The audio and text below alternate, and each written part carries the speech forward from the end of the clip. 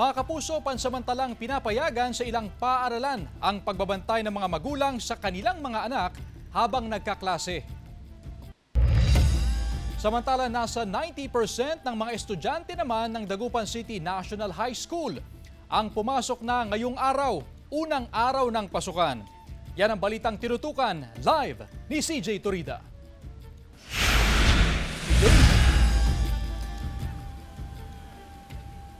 Chris, nandito tayo ngayon sa Dagupan City National High School at sa mga oras na ito ay mayroon pa mga estudyante na nagkaklase ngayon hanggang sa mga sandaling ito. At meron din ng mga estudyanteng pauwi na matapos ang kanilang pagbabalik eskwela ngayong araw, June 16, 2025. Maagang pumasok ang mga mag-aaral na ito ng West Central Elementary School 1 sa Dagupan City kaninang umaga kasama ang kanilang magulang. Sama-samang umattend ng flag raising ceremony at nag-ehersisyo rin. Hinatid ng mga magulang ang kanilang mga anak sa kanilang classroom. Ang grade 1 pupil na si Yuan, transferee sa West 1 kaya kabado raw si Mami Ana Marie.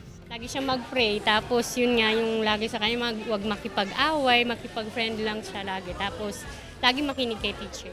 Dahil may separation anxiety pa ang mga bata, binibigyan ng 1 linggo ang mga magulang na bantayan pa ang kanilang mga anak. Pero sa susunod na linggo, ipapaubayan na ang responsibilidad sa mga guro. Para at least masana yung mag-aaral, yung kanilang anak na maging independent.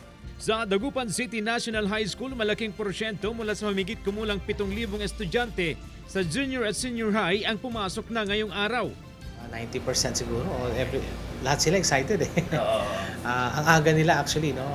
Maraming pumasok. Nagkaroon ng orientation per section. Inasikaso rin ang seating arrangement ng mga estudyante sa section na ito ng grade 8. Kung paano po sila magturo sa aming mga estudyante po. Tapos paano po nila kami disiplinahin. Samantala, mahigpit ang pagbabantay ng pulisya sa anumang banta ng kriminalidad sa paligid ng lahat ng paaralan sa Central Luzon ngayong nagsimula na ang pasukan. Mahigit 225 police assistance desk ang itinayo sa iba't ibang bahagi ng rehiyon, katuwang ang mga opisyal ng paaralan, lokal na pamahalaan at mga force multiplier. Chris, dahil tapos na ang Brigada Eskwela 2025, in full swing na ang klase ng mga estudyante. Sapat naman daw ang bilang ng mga classroom o silid-aralan. Kaya lang, medyo may pagkukulang sa upuan ang pamunuan ng Dagupan City National High School. Kaya sila nagpapatupad ng class shifting. Ang pinakamaagang klase, Chris, ay nagsisimula ng 6 a.m. hanggang 12:20 ng tanghali at ang afternoon shift ay nagsisimula naman ng 1:15 ng hapon hanggang 6:50 mamayang gabi.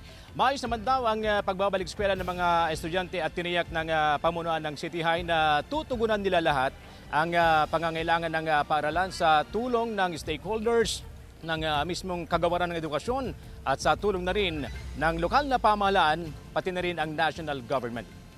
Yan ang latest mula rito sa Dagupan City National High School. Balik sa iyo, Chris. Maraming salamat, CJ Turida.